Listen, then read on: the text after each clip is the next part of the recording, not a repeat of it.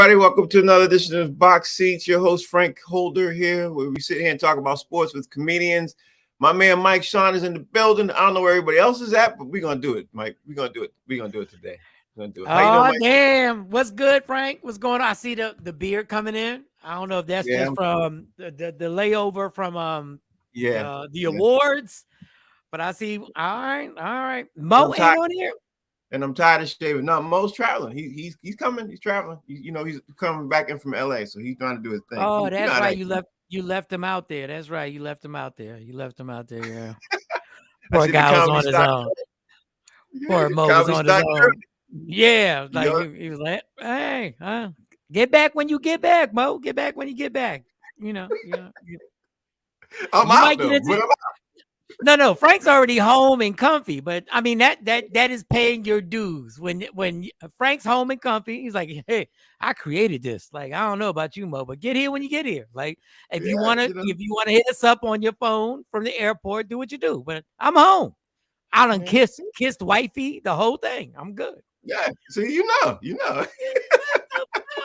Why did you leave Mo out there? Mo wanted to stay. He wanted to stay. He wanted to stay. So it is what I don't think he wanted to stay on purpose. I think Mo was like, I booked this flight. There's no way for me to change it. It's extra. No. It's extra when you change the flight. No, I'm telling you, Mike, he wanted to stay. But when he come in tomorrow, you could ask him. You could ask. How about that? You ask him. So where's Talent at? Where have you talked to Talent? Nope, I have not. Somebody need to know. My man Amir wants to jump in. I'm gonna have to get my Amir to jump in too. So get Amir on in here. I just want to know. Oh, I'm about to call Talent right now. I'm about to call him right now. I got Talent on speed dial. I'm about to find out what's going on with T.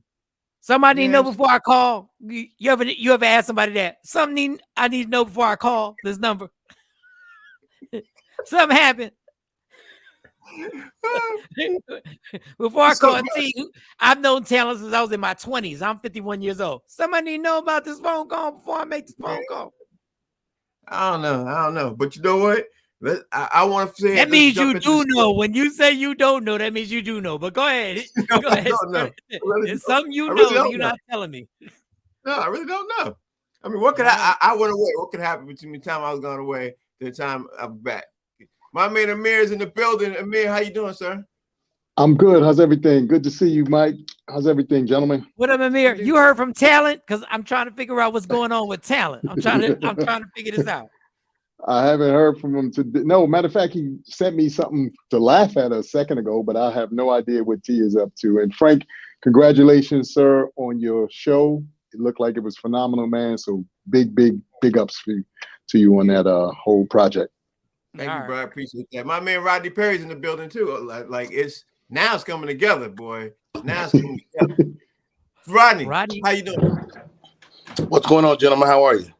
All right, you talk to Talent, Rodney? You talk to Talent, Rodney? I have not. Oh, okay, I'm trying to crack the code right now. There's something going on. What's the code? Because Frank ain't telling me everything. I'm like, why ain't Talent been here? And he's like, I don't know. And I was like, before I call him, let me know before I call him. Frank like to let the plane crash first before he tell everybody what happened. All right. I'm about to have him on speakerphone. I still don't know what happened with Fid. Okay. Well, nobody. If you know what happened, no, I don't. I wasn't here that day. Well, here we go. It's starting out early. All right, can I get the show started now? Rodney, you ready to get started? Started calling Talent. Hey, I'm ready, baby. All right, so Rodney, I'm gonna ask you, man. Jake Paul got $30 million in his defeat with Tommy Fury. $30 million. We talked a little bit about this yesterday, saying about boxers don't necessarily need the promoters and everything else. Since Jake Paul proved that he got $30 million without a promoter, do you think boxing can move forward without having boxing promoters? If Jake Paul got, and he's not even a professional, he's not even a pro at it like that. You know what I'm saying? Like, what you think? You talking to me? Yes, sir. You right. No. They're not gonna let him exist by himself. They're not gonna continue to, as long as he's an amateur and he's having these exhibitions, that's a good look. He can get in the TV business, he can get in the pay-per-view business, but he's not gonna be in the boxing game without a promoter. I mean, they'll kill you first. You think so? Okay. All right, Mike Sean, you talked a little bit about this yesterday. Does boxing need a promoter after what Jake Paul did right now? That would be no. What Jake Paul just did right now, this is what, and I'm not saying this to Rodney or anything. When people say he's an amateur, no, he's not an amateur. He made $30 million. He is more marketable right now. If I give you the top 5 pound for pound fighters, his numbers are bigger than their numbers. Pause. When it comes to pay-per-views, he made $30 million. Jake Paul done cracked the code right now. He done cracked the entire code. He did what Floyd Mayweather did in 8 fights. 8 fights. Floyd Mayweather and Al Heyman did what they did, and they turned everything upside down, and Floyd did exactly what he should do. This young man, even in a loss, has changed every single thing. There are promoters like Bob Arum right now thinking to himself, does Canelo Alvarez know he really doesn't need a promoter? All he needs is a social media. That's all he needs. He don't need a promoter to take all the money they take. Jake Paul, like, I hate to say it, but the white man done revolutionized the game. Wow. Amir, what's your take on that, bro? Because Mike bring up a great point. He does, and I think, just to add to it, the problem is this though, and Mike hit the nail on the head. He's a white guy. White guys can do certain things that other groups can't do, good, bad, and indifferent. And for the sake of this particular moment in the sport that we're talking about, I want you to really think about all the greats that have, been in the boxing world, over the years. They've always had promoters because the game isn't run by us. Some of us know that. We know there's other, things, extenuating factors. They will never allow anybody of color to do what Jake Paul was able to do because he's not a man of color. Now, do I think that it's great that they, that he's able to facilitate a new way of looking at boxing? No question. But the reality of it all is, unfortunately, we still live in a world and in a society where once codes are cracked and then we start to utilize those same codes, watch how they switch it up and watch how they change it. Real quick, Frank, Jake Paul does have a promoter. He does have a promoter. He calls him his advisor. He does have a promoter. He just doesn't have to go through the 5 or 4, 3 promoters that everybody else has to go through. That's the one thing. Let me clear that up. He doesn't have to go through Oscar De La Hoya. He doesn't have to go through Al Heyman, and he doesn't have to go through Bob Arum. That's the code that boxing has lived on for like the last 25 years. I think longer than that, but I think you made a great point. Go ahead, Rodney. But I mean, I hear what y'all saying, but De La Hoya is the one that cracked the code. Floyd Mayweather cracked the code when they began to promote their own fights. I mean, what we're seeing with this young man is remarkable, but it's the advent of social media. I mean, you got to think he had a social media following before he threw a single punch. So I think it's less that he doesn't need a promoter, is that he has the engine already. Kevin Hart has the engine as well. And so, but does that mean he don't go through Hollywood? No, it doesn't. Great point. Excellent point. All right, well, Rodney, since I got you up now, listen to this, man. The NFL, the Wall Street Journal put out a interesting story. They said a former NFL human resources employee alleged in an employment discrimination lawsuit filed early this year that the NFL is keeping photos in its archive of sexually charged descriptions, according to this woman. She's saying the NFL has a chat room log saying that the NFL filmed women, especially their cheerleaders behind, cheerleaders breasts, cheerleaders in bikinis, and all kinds of stuff. And they have it in a section in the NFL films that they share amongst owners and other NFL employees. Happened in Dallas. It's a 14-page chat room report, and the Wall Street Journal just put that out this morning. And she is about to file a lawsuit against the NFL, according to the Wall Street Journal. Now, what's your thought on this? Because it sounds like to me that the NFL is about to be in serious trouble with that. No, man, that chat, they deleted that chat the minute she saw it. You understand? Like, remember when Joe Clark was running through the halls of the schools and get those chains off the doors? That's exactly what we seeing now. I mean, great way to whistleblow, man, but they got time to delete it. It is so far gone that this stuff is, they poof that stuff into oblivion. Now, did it exist? Of course, man. I got a friend of mine that used to send me porn, right? And Here we go. Here we go. No, we all got a friend that used to send you porn. And I would just glance at it and go on about my day. Well, he stopped sending it at one point. His wife, cracked down on him. He stopped sending. I'm like, man, what happened, bro? And the long and the short of it is, she blew the whistle and he had to delete. He had to go full DEFCON 5, delete everything. And that's what happens, man. I mean, if she planning on getting some money from this, it's not gonna happen.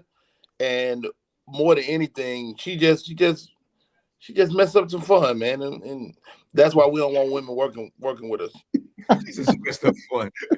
Michael Shaw, what's your take on this Wall Street Journal report? This lady about to she's trying to sue the NFL on this. The Wall Street Journal is about to be the latest. How late can you be? When I was working in Dallas at K104, how late can you? Jerry Jones is higher up. His right-hand man got caught going into the cheerleaders' locker room recording. I'm going to say allegedly just for the hell of it. Allegedly.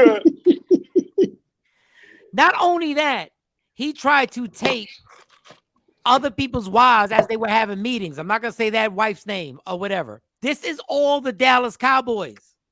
This lady's about to get paid because she kept the receipts. They fired old boy that was working with Jerry Jones, his right-hand man. They actually had to get rid of him. And they said, is this the same story? This is the same story. Wow. I'm telling you right now. And if I'm wrong, I'll just come up here and say I'm wrong. That's why I said allegedly. But I'm telling you, this is what happened. This was how childish and how male chauvinistic that 70-year-old men are still recording. And he said, and this one, I'll say allegedly, but I will quote, he said he went into the wrong locker room. You got the Cowboy locker room confused with the Cowboy cheerleader locker room. That's what we did. And Jerry Jones made a press conference, said he's retiring. And that's all it was. Please, everybody watching, Google it. Just Google everything and put it on there. Because this lady was like, she's pissed and she wants more money. And the NFL ain't got to worry because they're going to cut her a huge check and she'll shut up forever. Yeah, that's exactly what I think is going to happen. Matter of fact, Mike, they videotaped me in my locker room. I just want to tell y'all that right now. They videotaped me in my locker room before a comedy show, and I was appalled, and I got the receipts. What's your take on this, bro? I think Mike hit the nail on the head. Unfortunately, we still live in a, what's kind of fun about some of this stuff when we hear it? It's amazing that, like Mike said, you're 70 years old. You're still acting like you're 22 or 17, and you got, Blacktail or, some of these porno stuff, hidden in your closet. Like, what are we doing?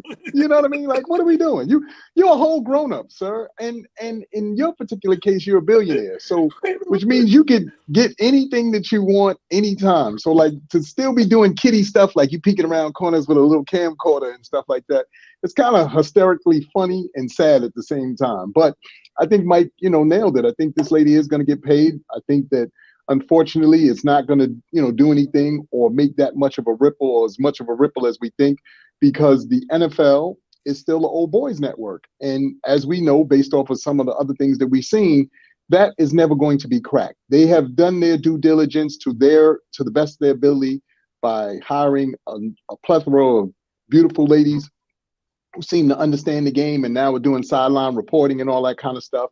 That's their counter to these kinds of things. See, we got the ladies, they reporting on the game and so forth and so on. And that's all that's going to happen there. It's not going to go any further than that. And that's sad, but that's just the truth. I agree with that. Rodney Perry, let's talk about the NFL. Can we talk about Amir's mentioning of Blacktail? I knew he was going to say Out that. of all the magazines in all the world. Black Tails. He had to say that, man. That's a good magazine, though. Okay. Anyway, Go. Roger Perry. Let's Hilarious. talk about Go Carson. ahead, Frank. Carson Wentz got cut yesterday. The Washington Commanders are saving themselves with, let's see, $26 million. Do you see Carson Wentz done, or is Carson Wentz going to get picked up by somebody else? Because he was only at Washington Commanders for 1 year. You know what I mean? 1 year. I mean, they like this guy. Carson Wentz might have some receipts as well. Him and this lady might be married. Look, Carson Wentz, for whatever reason, keeps a job. He'll end up on somebody's squad. He'll have a much long career. I mean, the irony of this moment is just so many people need quarterbacks, and so he'll land somewhere. Carson Wentz is he's just good enough to stay employed. He ain't gonna take you to the Super Bowl, but he's good enough to stay. Like, you know what? Y'all should really get this guy a job. I think. Okay, so you think Carson Wentz is going to stay in the league? I don't think Carson Wentz is going to make it. I think this might be last. I don't know, Mike. What you think? You think Carson? Wentz He gonna keep a job. Okay. Carson Wentz is horrible and made $28 million last year. Yeah. I hate to play the race card, but goddamn, like, really? The dude lost his job with the Eagles, then he lost his job with the Colts, then he lost his job with the Commanders, and made $28 million last year. And nobody complained about it.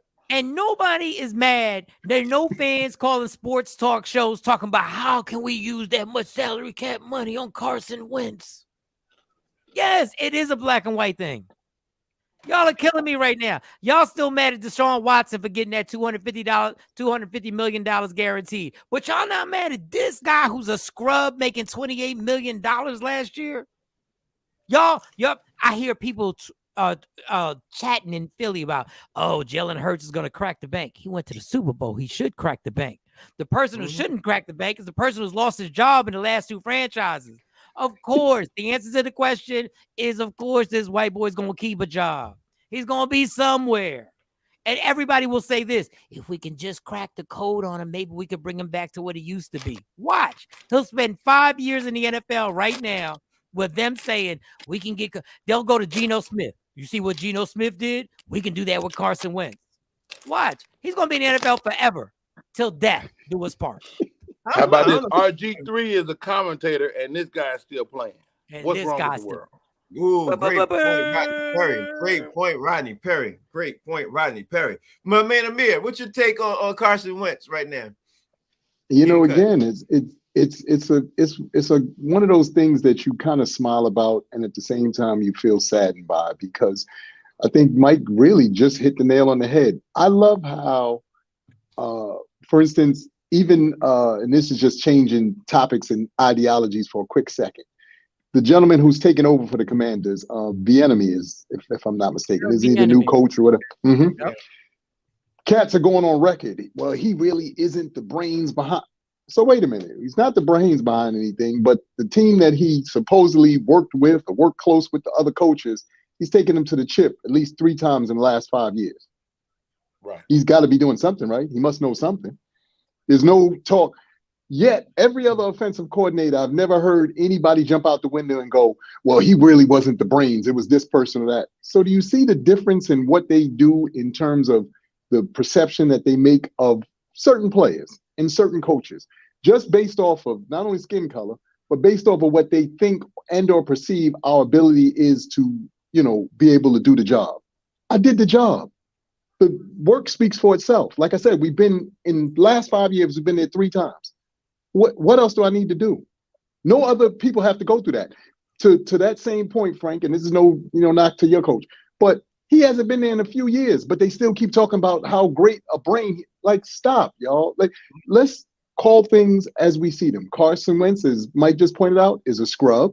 It is what it is.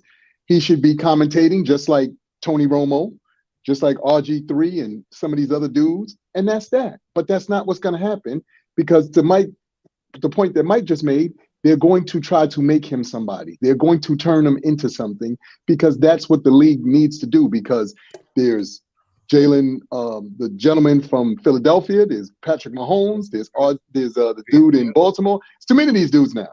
We got to keep some. We got to keep some lively. Rodney, very great point. I'm willing to bet that RG3's numbers are better than Carson Wentz's numbers. I'm willing to bet that. I don't know. How about I can bet you one thing. Absolutely. I can bet you Carson Wentz made $22 million last year, and Lamar Jackson ain't got a contract. Yeah, that's a fact. Wow, All right, Rodney Perry, what are the Raiders going to do with Derek Carr? I mean, what are the Raiders going to do to replace Derek Carr? How do you think they're going to be able to replace that? Because Derek Carr, we're going to talk about him in a second. But what do the Raiders and what should the Raiders do? Because the Raiders supposedly they got a lot of money right now in the cap space, and according to what the reports I'm reading, they're trying to figure out a way how they can replace Derek Carr, and they got one QB under contract right now. So what do you think they should do? I mean, what they should do and what they will do is two different things. Like the Raiders usually go get somebody from somewhere else, that's been, for whatever reason. I mean, the Raiders are just historically have done that. They'll get an older player or get somebody that's tested already. And so as far as who ends up, I wouldn't be surprised if Garoppolo end up over there. Huh? I said, no, I'm listening to you. That was a good point. Go ahead. Yeah. I wouldn't be surprised if some tested veteran ends up with a Raider uniform on. I never was a fan of Derek Carr. I don't like to talk about him ending up on the Jets. I don't like him. He should be the one that should be fired somewhere. But that's neither here nor there. Long and the short of it, what would the Raiders do, man? Lose again. Mm-hmm. Lose again. Rodney, you made an excellent point again because Josh McDaniels got a great relationship with Jimmy G. I can see him laying over there myself. Mike LaShawn, what's your take, man? What's your take on this situation? How will the Raiders replace Derek Carr? Do you think it's like Rodney Perry to be Jimmy G? I don't know how they're going to whoever they're going to replace is going to fall into the black hole. Like their fan base, when they were the Raiders called the black hole, they were right. It is the black hole. That's what it's going to be this year. No matter who they put in there, Jimmy G's just going there. Jimmy G is not going to change your franchise. What Jimmy G does, which is great, is that he goes there and says, I can make this work. I'm not making y'all better.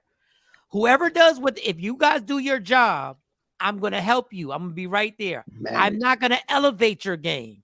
I'm just whatever game you got, I can make it happen. If you're a great receiver, you'll still be great. If you're okay, you'll still be okay. Mm-hmm. He ain't changing nothing. But the Raiders deserve this for firing the coach from 2 years ago that took him to the playoffs, and they put him to the side and got Josh McDaniels again, another recycle, another again where he's failed every time he's been the leader of a team. When he's a coordinator, he's great. When he's the head coach, he's not.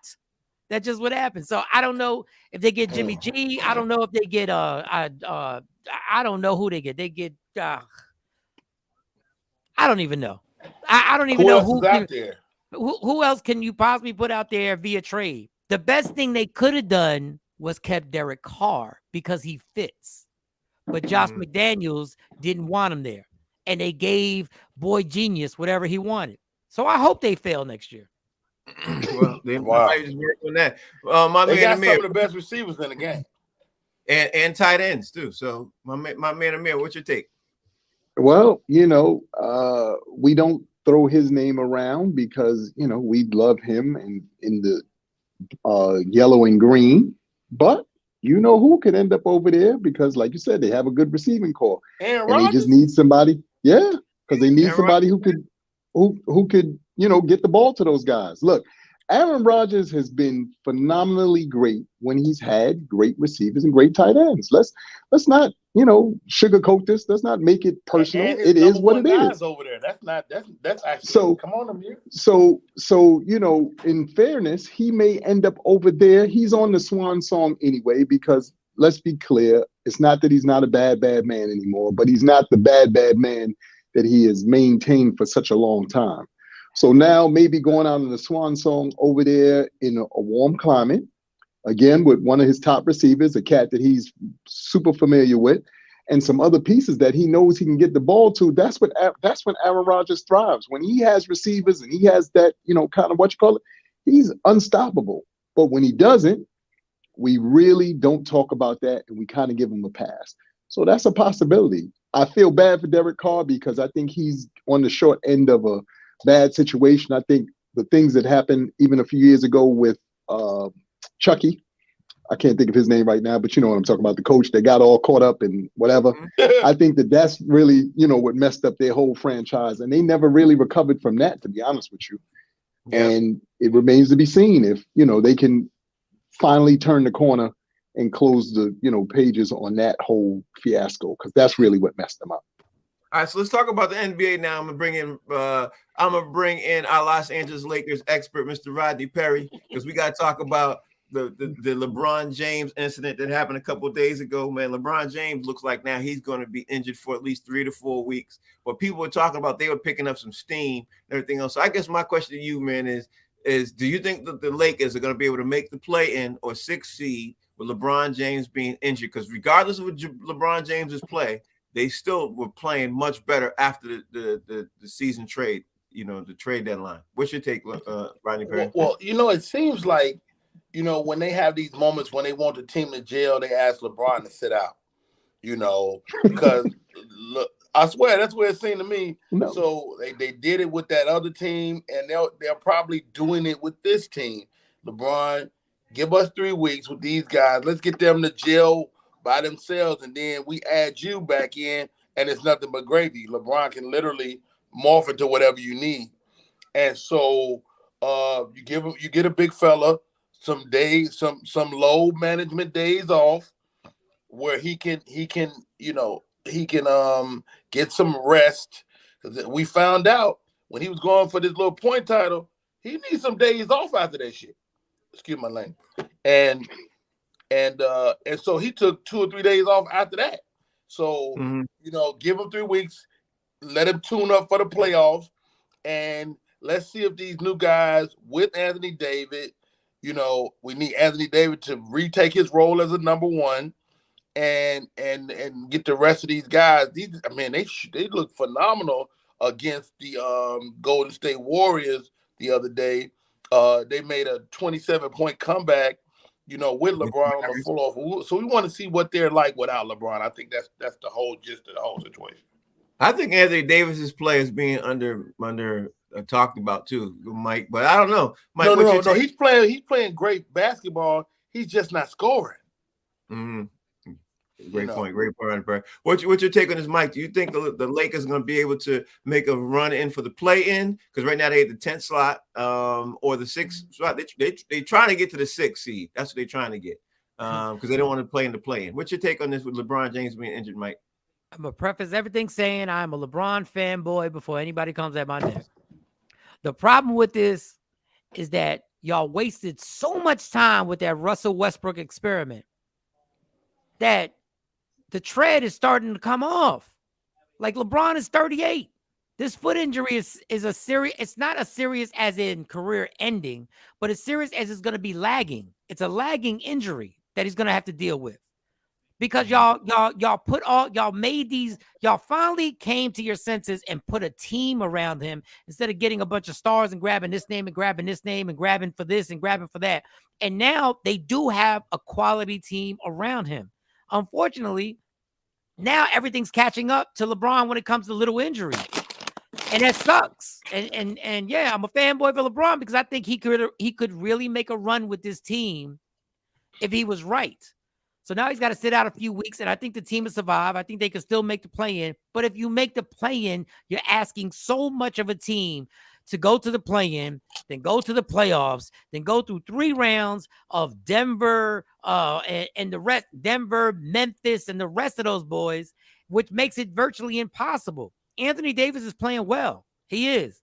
But how long can we count on him until he gets a splinter and says, yeah. Wow, my son. Wow. And I don't mean that he's not tough. I shouldn't say that. I don't mean he's not tough. I just mean there's always something that happens with Anthony Davis. No, you're right. And then you got this whole, but they have a young core now. They have the perfect mix. It only took y'all since the bubble to get the perfect mix of young cats and older cats. And y'all get paid all this money, and it took you that long to formulate this situation. And if LeBron had something to do with Russell Westbrook getting to that team, then I can't take all the responsibility off of him. But I think they had a shot. They don't now. They'll get to the playoffs. Yeah, Amir, what's your take on this, bro? I think, I think they're going to make it. I think the reality of it all is, Braun is, again, at 38 years old, he's at a stage and at a place where, because of the amount of things that he's done to this point in his career, it obviously is catching up with him. We hope that Anthony Davis can, maintain his health, because he's a major and a key part of, what they do over there. And then you just want to see the young people come along. The issue to me has been for years where LeBron has been, technically, is some of the guys who have been superstars or all-stars, they get it. But it's the other smaller guys around them that you're trying to figure out, son, if this dude shows up and night in and night out, he's giving you these kinds of numbers, what are you doing? Like, how do you not be like, you know what, let me come and contribute and do my part? And I think that that's been his, his Achilles thing his entire career. Because even if you look back at the games in the playoffs, every time he's in the game, they're doing good. The minute he sits down, that's when everything starts going awry. You're like, drop off, yeah. Come on, y'all can't maintain? Like, come on, this is why y'all are here. Your job is just to maintain or at least hold it till I can get back in. Y'all can't hold nothing. So but I think that they do stand a chance this year.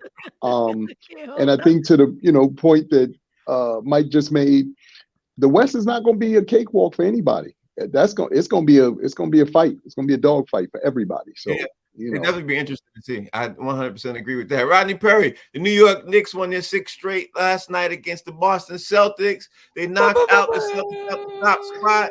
And I'm gonna put Mike on mute. Boop. So,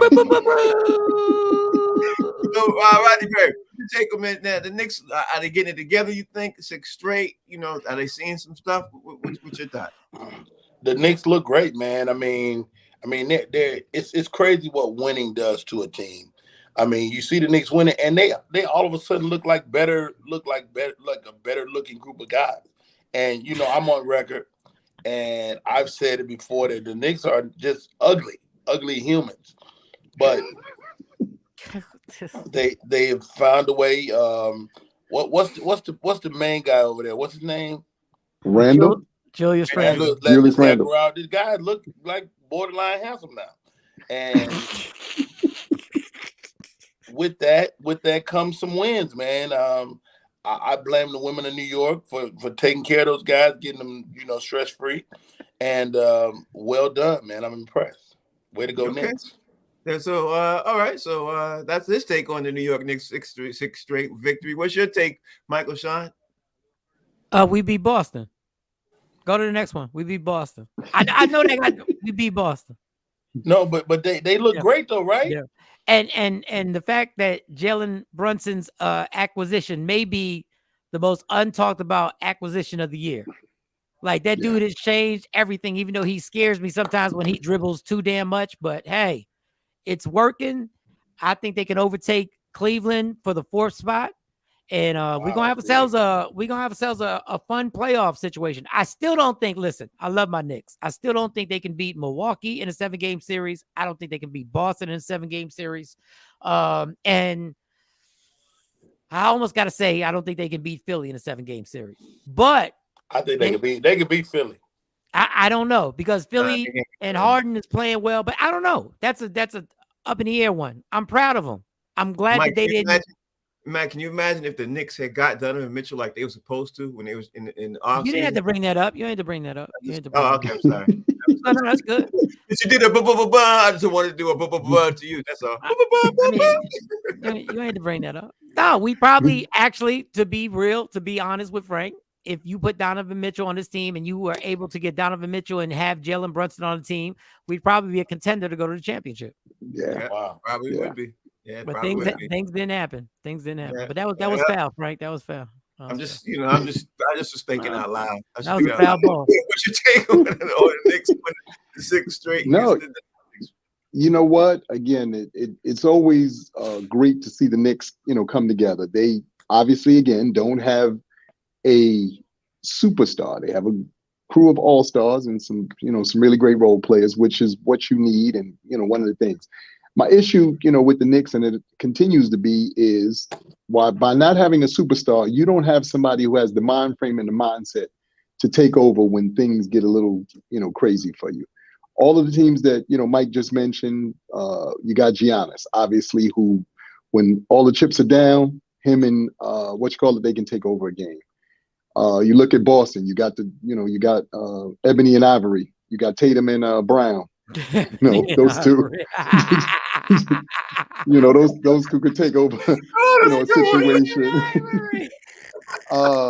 But when you look at the Knicks, we don't know which Randall's going to show up, and we most certainly don't know, what some of the other players may show up at times. And that's, the inconsistency is one of the things the Knicks struggle with. I do think that Donovan Mitchell, like he said, with a Brunson would make them contenders. I don't know if we had gotten Donovan Mitchell without Brunson. I think the team would look different. And I'm not sure they'd be as solid as as they appear to be now, because I think what Brunson does is, as a point guard, he's running it as a point guard. He's getting guys involved and in places where they could be most effective. And I don't know if Donovan Mitchell does that. You know what I mean? So, all right. I'm happy to see them on the win streak. Oh, sidebar real quick for New York fans. It is sad when they chant Derrick Rose's name and he only comes in when there's a minute left in the game. And it's sad to see where somebody who is iconic, but could have been a Hall of Famer. And that hurts my heart watching him. On that note, what you just said, let me just throw this out there to Rodney Perry first. I'm going to start Rodney Perry first. The Knicks have an option. They have a ability to be able to get John Wall, because he's still sitting on the buyout market right now. John Wall was released he got traded from the Clippers back to Houston. He bought his contract out, and he's sitting out right now, and nobody picked him up. Why haven't the Knicks, or maybe that's not the right question. Should the Knicks get him right now, Rodney Perry? Should the Knicks, because John Wall is sitting out there right now at home on the buyout market. What'd you take, Rodney Perry? I mean, I was thinking about John Wall the other day and how excited you guys were when he went to the Clippers. And I said, back then, I said back then that the Clippers wasn't going to do nothing different with John Wall. Right. And here we are again. I like John Wall. I think he's still a really good player. I think the Knicks should make a move to get John Wall. You can pick him up off the street for cheap, and he can add to your team. But, I mean, you don't lose nothing with John Wall. That's why I say the Knicks should get him. But, I mean, John Wall is just like a little piece of dirt laying on the street. Somebody need to pick him up. Man, he shovel up John Wall and dump him. John Wall will give you a good 5 minutes. I don't care what nobody says. He'll give you a good 5 minutes. No. 5 minutes. He will. He give you 11 minutes. I say that every night to women. We wouldn't talk about that. Let me tell you something. We wouldn't talk about that. But it's more than what I could give. So I think the guy is really dope, and the price is right now for the Knicks for him. Okay, I think so too, because it's cheap. My man Michael Sean, what you think about John Wall sitting on the buyout market right now? Should the Knicks pick him up, snatch him up? No, I don't think they should. I don't think that's what they're. I mean, he would probably be off the bench. I guess he could add something. But what I would do is I would save everything. I would make this run this year and then go into free agency next year. Save. Don't make no drastic moves. And unless John Wall, like Rodney said, is a dollar store bargain. Unless he just comes in. But I also don't want him to mess up the chemistry in the locker room. I don't know what John Wall does in the locker room. I don't know what his personality is. I don't know. But right now, you just keep going until next year. You can decide, and people are going to kill me for this. Porzingis is having a great year on the low. And if the Knicks were able to get him and line him up with Julius Randle, that means you would have protection at the rim, you would have 7-footers, and you would have the backcourt that you need. I'm not saying that's the perfect answer. I'm just saying, just putting it out there, bringing him back. I don't know, but I wouldn't take no big chances on John Wall unless it's like a veteran minimum. What about John Wall to Portland? No, it would be the same thing. It would be the same thing as when Dame had what's his name there, McCullough. Yes. Yeah. I don't necessarily, and that's the Knicks. The Knicks need a 1-2 punch. They don't have that 1-2 punch in the backcourt. My man Amir, what's your thoughts on John Wall being on the buyout market? Do you think the perfect fit for him would be New York, or where you see him going at? You know, I think the problem to me with John Wall has been he came in like such a shooting star, and somewhere along the way, he burned out in a really quick, weird way. And I think the issue has been we haven't been able to see the John Wall that appeared to be hungry, appeared to be, you know, ready for the league and everything. You haven't seen him in years. Now, granted, you know, injuries happen, other things, you know, factor in. I just don't know if John Wall is giving you that kind of energy that you need for him to be a part of any situation.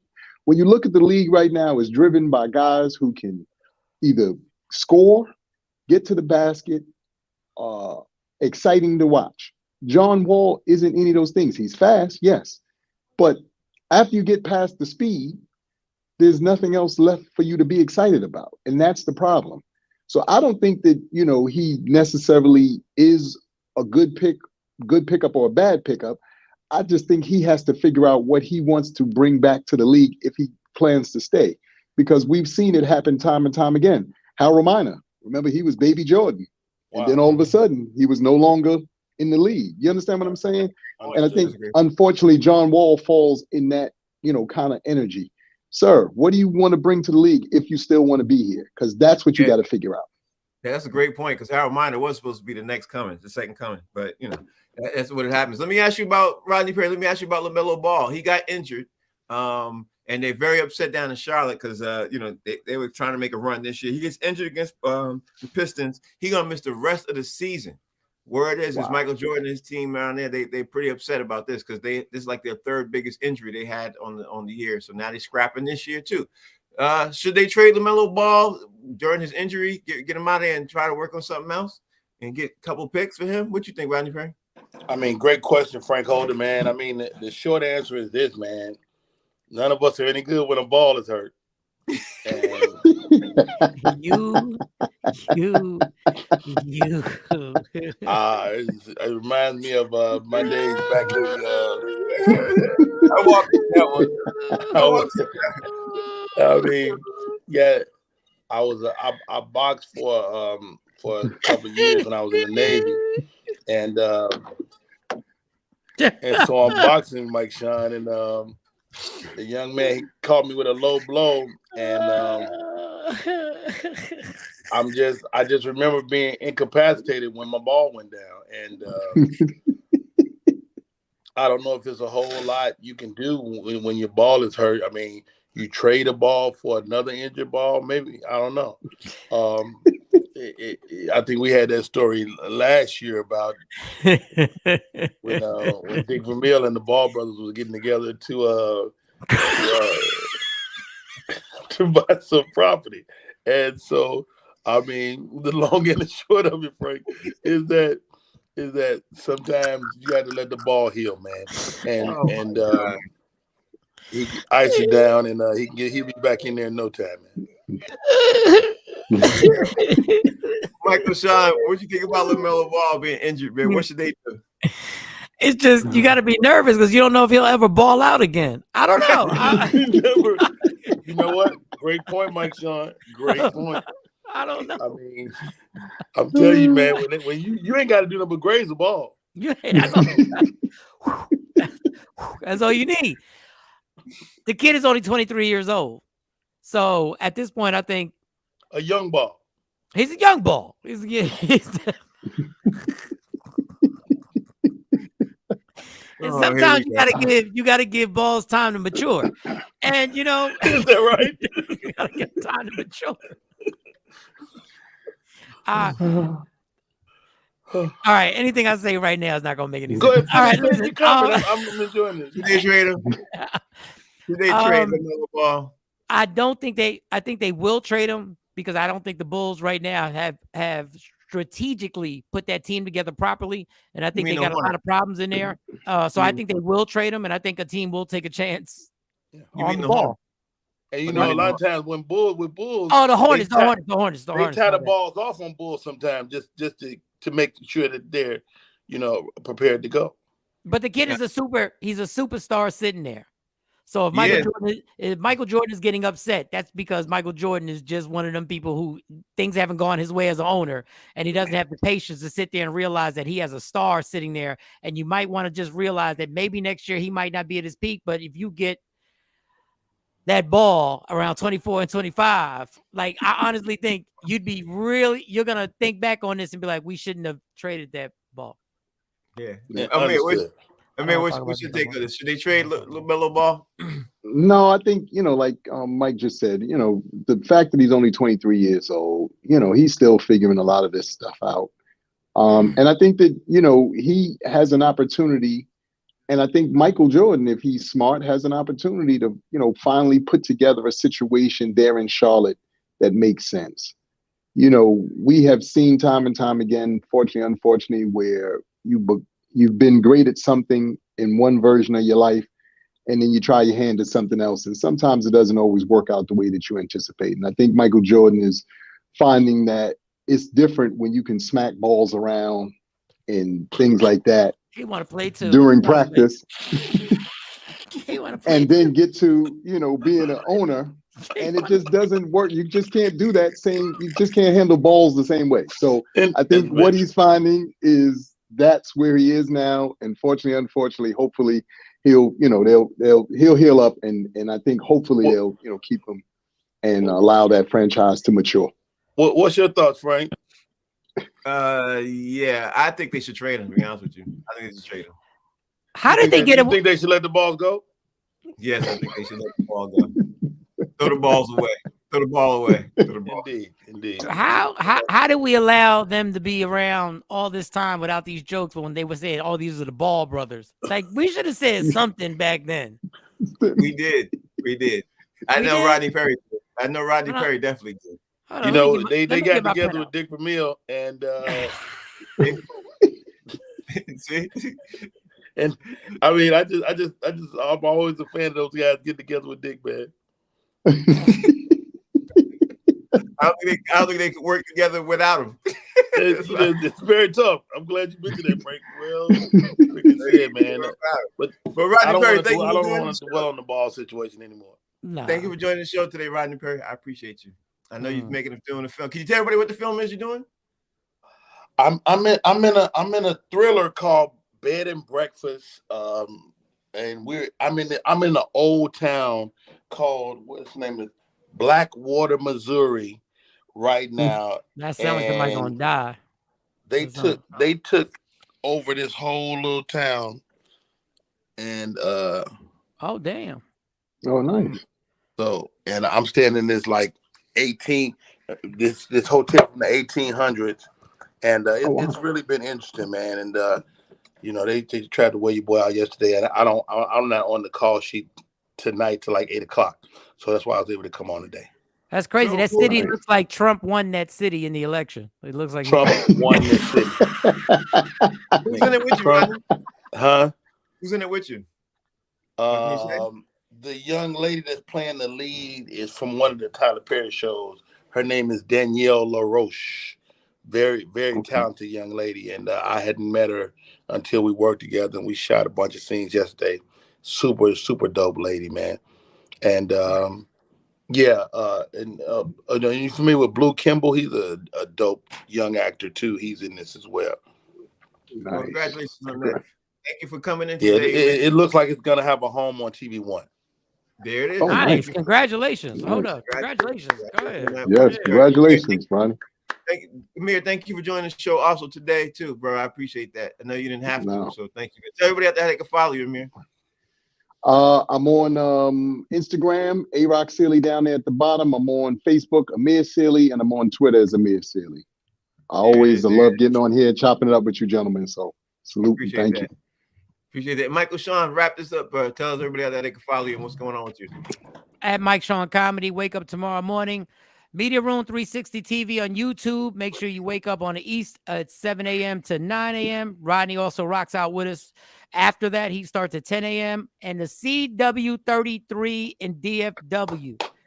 Michael Sean show is on there. Charleston White, the part 2 to the interview happens this Saturday at 12:30. It airs, but you can always go to Media Room 360 TV on YouTube and watch all the episodes. And shout out to Shawnee Scott for making this happen and Rodney Perry for being part of the family. So that's what it is. There it is. There it is. Thank you all for joining the show. I appreciate you. Thanks to Rodney Perry, Michael Sean, Amir Sealy. We'll be back tomorrow doing what we do. The show's called Box Seats. Man, we'll see y'all then. Take care. Peace.